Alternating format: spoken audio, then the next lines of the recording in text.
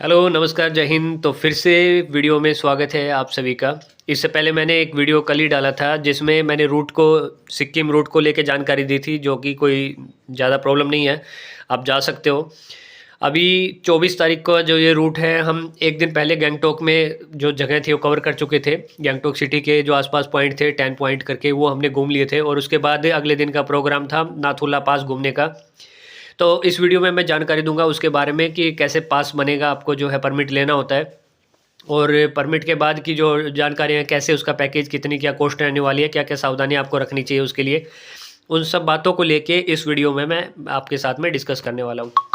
तो भीड़ कुछ ज़्यादा थी, बहुत दिनों के बाद में जो है रास्ता जो थोड़ा स्मूथली हुआ है इस करके जो है, और दूसरा अभी छुट्टी का भी जो है, फेस्टिवल होने के कारण क्रिसमस भी था, संडे की छुट्टी थी, इसके बाद न्यू ईयर भी आ रहा था। तो कुल मिला के पर्यटक जो है, और बर्फ़बारी जो थी अभी कुछ दिन पहले ही हुई थी, यानी सिक्किम के जो आसपास से जो बर्फ़बारी हुई है उसको लगभग अभी एक सप्ताह के पास टाइम गुजर चुका है, 7-8 दिन पहले बर्फ़ गिरी थी। तो जो नाथुला पास वगैरह के साइड के भी व्यू मैं आपको दिखाऊंगा कि अभी फ़िलहाल कितनी बर्फ़ बची हुई है। हालांकि रोड के ऊपर में बर्फ़ अभी बची नहीं है, वहाँ पे काफ़ी कम मात्रा में बर्फ़ है। अब हम निकल चुके वहाँ से, और अब ये जो पॉइंट है ये है चेक पोस्ट है, जहाँ से जो आपका परमिट चेक होता है। अभी हम गाड़ी में हैं, यहाँ पे इनको परमिट जमा कर दिया है। ये चेक करते हैं आपके जितने भी मेंबर हैं उनका जो परमिट मिला है।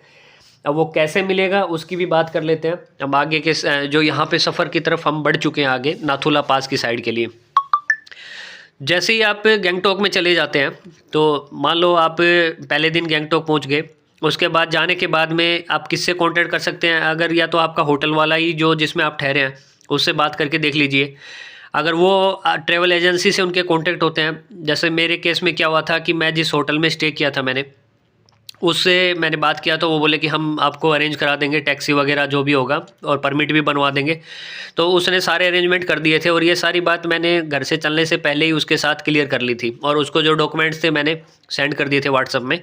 तो उन्होंने जो परमिट है वो निकलवा के रेडी कर दिया था। हालांकि क्या था कि टूरिस्ट जो थे वो बहुत ज़्यादा तादाद में थे, क्रिसमस और छुट्टी को चलते हुए बहुत वहाँ पे भी पता किया मैंने, सिक्किम में भी बोले कि पब्लिक एकदम से बहुत ज़्यादा मात्रा में आई है। और सिलीगुड़ी से लेके जब जो सिक्किम की तरफ ट्रेवल करते हैं तो जाम भी था, कई जगहों के ऊपर काफ़ी जाम था, बहुत ज़्यादा, यानी गाड़ियाँ गई हैं गंगटोक की साइड। तो आ चुके थे।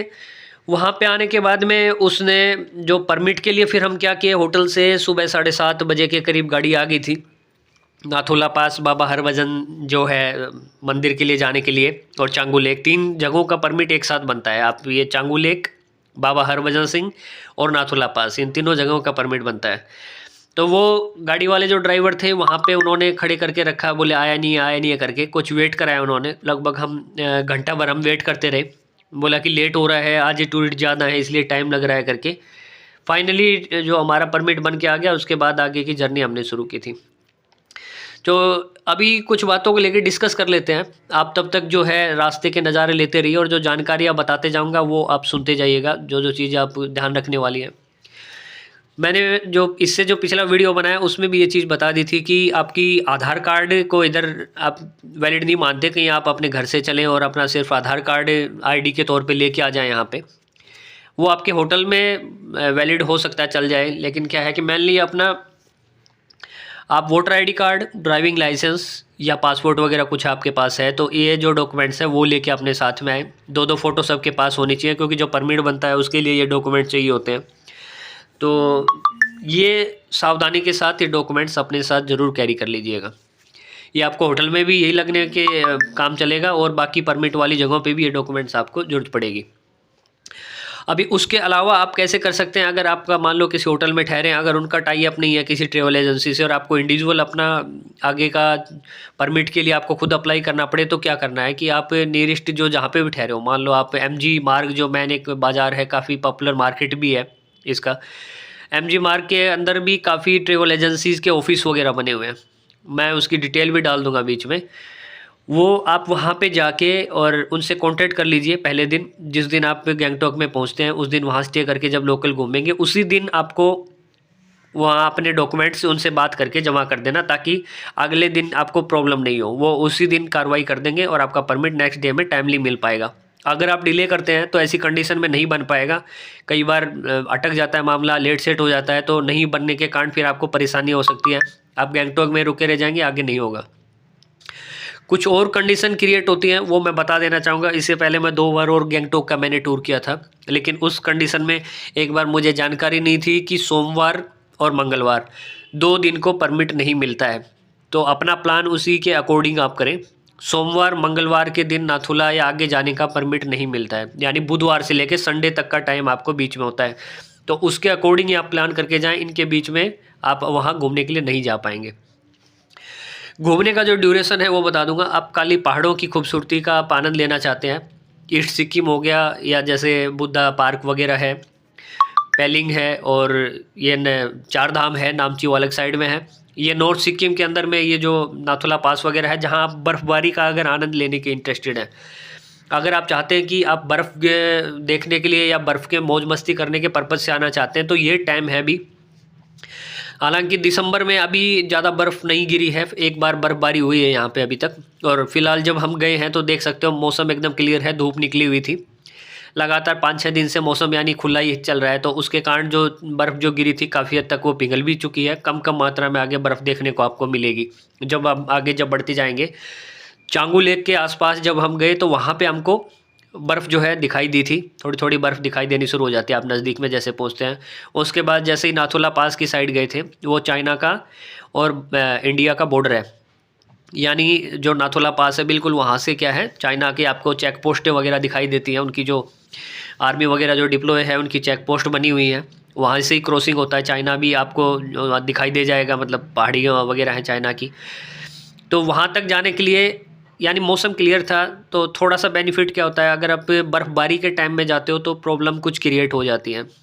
अब कैसे होता है, मान लो आप गैंगटॉक में पहुंच गए और पता चला कि ज़्यादा बर्फ़बारी होगी या ज़्यादा बर्फ़बारी के ड्यूरेशन के बीच में चले गए हैं, उस कंडीशन में कई बार अलाउ भी नहीं होता है। एक बार मैं ऐसी कंडीशन में मैं जब गया था तो हमें अलाउ नहीं किया गया था, क्योंकि रास्ते की कंडीशन ठीक नहीं थी, बर्फ़बारी ज़्यादा ही हो गई थी। तो उस कंडीशन में वो बंद कर देते हैं, आगे अलाउ नहीं करते यानी आपको ट्रेवल करने के लिए।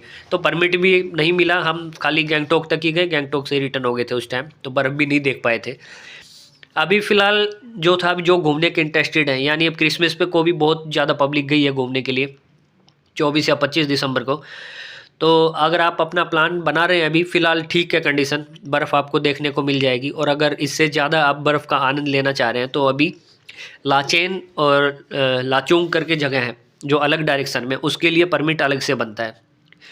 तो ये नाथुला पास वाला परमिट अलग साइड का है, जो कि आपको एक ही दिन में कवर करवाएंगे। ये सेम डे लेके जाते हैं 7-8 बजे से लेके, और शाम को 5 बजे से पहले रिटर्न आपको गैंगटॉक सिटी में वापस लेके आ जाते हैं।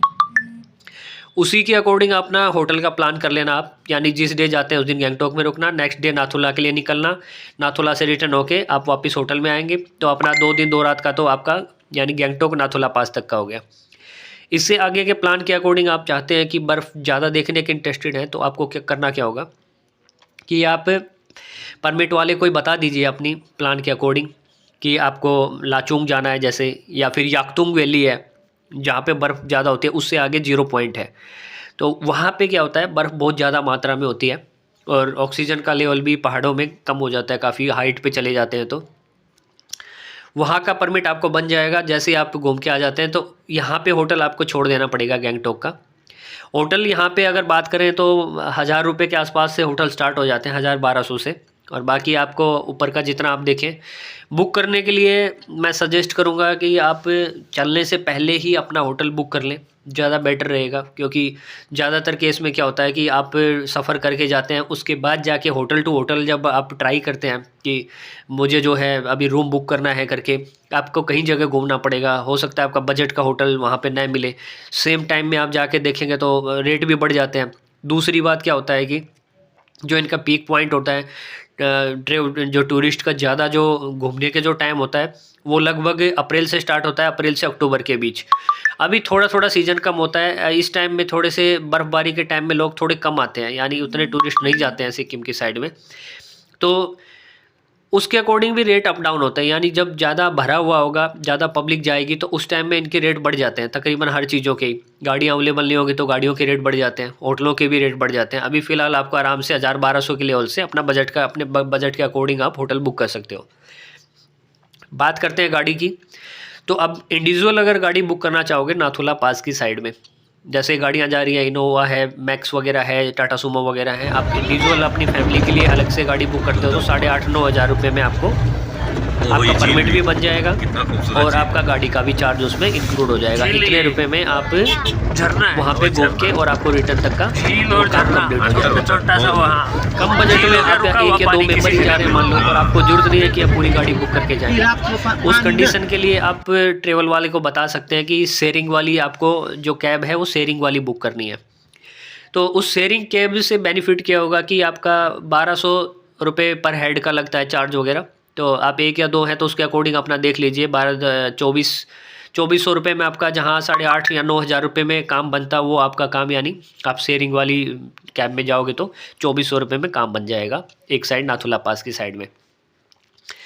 अभी चलो और डिटेल में बाकी बताता हूँ, तब तक कि आप रास्ते के नज़ारे देख सकते होगे। हम धीरे धीरे वहाँ से कवर करते हुए अभी चांगू लेक के नज़दीक पहुँचने वाले हैं। चांगू लेक की जो हाइट है वो ग्राउंड लेवल है वो सी लेवल से 12,000 12,500 फीट के अप्रोक्स है, यानी और टेम्परेचर भी आगे फिर माइनस में होना स्टार्ट हो जाता है। फ़िलहाल का टेम्परेचर जो था यहाँ पे लगभग -12 या 14 डिग्री के आसपास में था। धूप निकलने के कारण क्या होता है, इतनी सर्दी फील नहीं हो रही थी, हवाएं ठंडी चल रही थी, तो अपना उसी के अकॉर्डिंग अपने गर्म कपड़े वगैरह वो सब अरेंजमेंट आप अपने साथ करके लेके जाएं, क्योंकि ठंडी हवाएं चलेंगी तो अपना बचाव रखें उसमें। दूसरा जूते वगैरह इस टाइप के रखें कि थोड़े से लेदर वेदर के शूज़ वगैरह को अवॉइड करने की कोशिश करें, क्योंकि आप पानी में या बर्फ़ में आपकी जब पैर अगर भीग जाते हैं तो अंदर पूरा पैर आपका ठंडा हो जाएगा। तो थोड़े रबर टाइप के जो शॉल होते हैं उस टाइप के आप यूज़ करें, ज़्यादा बेटर होगा। यहाँ पे घूमते हुए अभी फर्स्ट जो पॉइंट था जहाँ से निकले थे हम गैंगटॉक से, वो फर्स्ट पॉइंट चांगू लेक था। यहाँ पे रोप वे भी है, देख सकते हो कि ये जो पॉइंट है यहाँ पे आने के बाद में इन्होंने गाड़ी को जो थे पार्किंग में लगा दिया था, और सारी जो गाड़ियाँ एक साइड में लगा दी जाती है पार्किंग में, आपको फर्स्ट पॉइंट पे यहाँ घूमने के लिए दे दिया जाता है कि भाई आप घूम के आ जाइए, और जितनी देर आप घूमेंगे घूमने के बाद वापस अपनी गाड़ी के पास आ जाएं। खूबसूरती की बात करें तो देखो अपना अपना मज़ा होता है। अब मन में जो लोग घूमने के इंटरेस्ट चाहते हैं तो हर किसी का अपना मकसद होता है। पहाड़ों की खूबसूरती भी है, उसके अलावा यहाँ आपको बर्फ़बारी देखने को मिल जाएगी। ये याक वगैरह हैं, अगर आप याक की राइडिंग करना चाहते हैं तो वो देखने को मिल जाएगी। ठंड के कारण पूरी तरीके से अभी लेक जमी नहीं है, कुछ कुछ जगह पे थोड़ी थोड़ी बर्फ़, इसमें ये चांगू लेक में थोड़ी थोड़ी बर्फ़ जमी हुई है। साइड में जो आपको दिखाई दे रहा होगा हिल का जो एरिया जहाँ पे बर्फ़ दिखी है, तो देख लो अभी कि कितनी मात्रा में अभी बर्फ़ जो है यहाँ पे बची है। मतलब इतना ज़्यादा भी नहीं है कि आप ज़्यादा बर्फ़ के कारण आप ज़्यादा एंजॉय कर पाएँ, लेकिन सफिशिएंट है। आप बर्फ़ देख सकते हो, थोड़ा बहुत मौज मस्ती का आनंद आप ले सकते हो बर्फ़ में। तो ये जो था यहाँ चांगू लेक का नज़ारा आप देखो तब तक। उसके बाद मैं आपको बता रहा था कि शेयरिंग टैक्सी पे चलो, तो आप शेयरिंग वाली बात कर रहे थे। सेम ऐसे ही जो है लाचोंग और उधर की साइड का आप प्लान करते हो तो ये उससे ट्रेवल एजेंसी से आप कंसर्न कर लें कि भाई वो वहाँ पे क्या होता है, इंडिविजुअल अगर आप जाते हैं शेयरिंग में तो आपको 3,500 रुपये करके पर पर्सन का लेते हैं उस साइड का, जिसमें उनका होटल प्लस खाने पीने का सब इंक्लूड होता है। वो अपने आप होटल वगैरह का अरेंज करते हैं। वहाँ जाने के लिए आपको आप देख सकते हैं कि ये सारी चीज़ें मैंने जो ज़रूरी चीज़ें थी तकरीबन वो मैंने कवर कर दी, बता दिया आपको क्या क्या चीज़ें लगने वाली हैं। डॉक्यूमेंटेशन से लेके परमिट की बातें बता दी, शेयरिंग और आप इंडिविजुअल वाला ख़र्चा आपको तकरीबन बता दिया है। आप इंडिविजुअल वहाँ का करेंगे लाचुंग का तो आपको थोड़ा सा ज़्यादा पड़ने वाला है। तो यहाँ की बात को लेके चलो ठीक है, अभी चांगू लेक के आगे थे और कोई जानकारी इस टाइप से है तो मैं आपके साथ शेयर करूँगा। मेरा मकसद यही रहता है कि हम जैसे जाते हैं कहीं किसी जगहों के ऊपर ट्रेवल करने के लिए तो पहले हमें खुद सर्च करना होता है कि वहाँ पे कैसे जाएं, कोई क्या क्या परेशानियाँ आ सकती हैं, कौन सी चीज़ें मददगार रहेंगी। तो हम भी अब पहले सर्च करके जाते हैं। मैं भी अभी अपना प्लान कर रहा था जाने के लिए सिक्किम का इस बार, हालांकि 2 बार तो हो चुका था गैंगटॉक का, लेकिन फिर भी क्योंकि जब बीच में फ्लड आया था अभी तीस्ता नदी में तो बहुत सी जगह पे रोड की कंडीशन काफ़ी ख़राब थी, कट गया था, जिसके कारण से बंद भी हो गया था कुछ दिनों तक रास्ता का जो है। अभी फ़िलहाल रास्ता खुला है तो जो प्लान कर रहे हैं जा सकते हैं आराम से, अपनी फैमिली के साथ में ट्रिप का प्लान कीजिए। छुट्टियां भी हैं और दूसरी बात अभी नया साल भी आ रहा है, न्यू ईयर का भी जो आप प्रोग्राम कर सकते हैं साथ में। तो उसी के अकॉर्डिंग आप देख लीजिए। अभी फ़िलहाल चांगू लेक पे आ चुके थे। यहाँ पे आने के बाद में खाने पीने का भी अरेंजमेंट है। खाने पीने के लिए यहाँ पे कुछ ज़्यादा बड़े होटल टाइप के नहीं हैं, लेकिन आपको सफिशेंट, आप बीच में अपना ब्रेकफास्ट वगैरह करना चाहें, कुछ खाना चाहें, मैगी मोमोज़ वगैरह इस तरह के आइटम यहाँ पे मिल जाएंगे, आप वो खा लीजिए। उसके बाद अपनी नेक्स्ट जो जर्नी वहाँ से स्टार्ट कर दी थी हमें। थोड़ी देर आपको यहाँ पे मौज मस्ती करने के बाद आगे बढ़ गए, और नेक्स्ट जो इनका पॉइंट होता है वो होता है नाथुला पास। नाथुला पास यानी इंडिया और चाइना का जो बॉर्डर है। अभी यहाँ पे आगे, अब यहाँ पे भी आप देख सके होगे कि देख सक रहे होगे कि कितनी मात्रा में बर्फ़ है। ये जो बर्फ़ बची हुई है ना, लिमिटेड बर्फ़ बची हुई है, कहीं कहीं पे थोड़े थोड़े से, ज़्यादा बर्फ़ नहीं बची है। और अगर अभी फ़िलहाल में अगर बर्फ़ नहीं गिरती है वहाँ पे कुछ दिन के अंदर, 2-4 दिन आने वाले में बर्फ़ नहीं गिरती है, तो जिस हिसाब से वहाँ पे पर्यटक जा रहे हैं, काफ़ी तादाद में लोग जा रहे हैं, तो मुझे लगता नहीं है कि अभी बर्फ़ ज़्यादा बचेगी। बहुत कम बर्फ़ बची थी, थोड़ा बहुत मौज मस्ती करने लायक काम चल रहा था, लेकिन ये भी शायद ख़त्म हो जाएगी।